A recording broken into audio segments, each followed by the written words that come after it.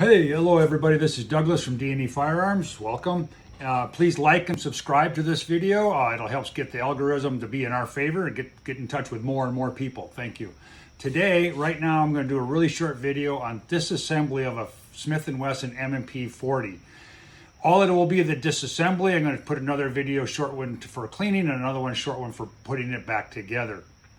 What you need to know is that most firearms, most handguns will disassemble pretty close to the same way as this. But there are some that have a little bit idiosyncrasies, but we'll do this one right now this way.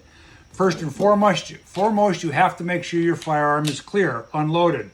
You have to drop the magazine. You have to do that first. Then rack the slide back, lock it back. Make sure there's nothing in the chamber. Make sure there's nothing in the magazine well. This gun is now clear. Now, to disassemble this Smith & Wesson M&P 40, you got to lock the slide back, take this disassembly lever and pull it down like that. There's a little moon in the slide up there.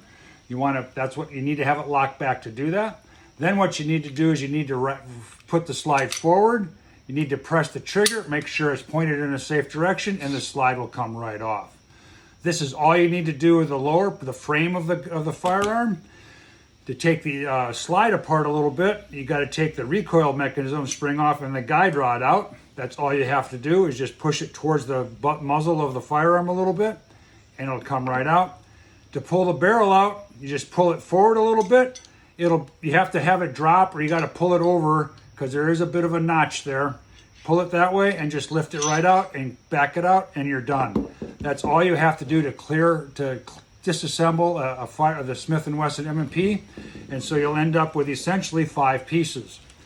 The frame, recoil spring and guide rod, the barrel, the slide, and the magazine. That's it. Tune in for the next one where I will show you about cleaning a firearm. Thanks. Bye.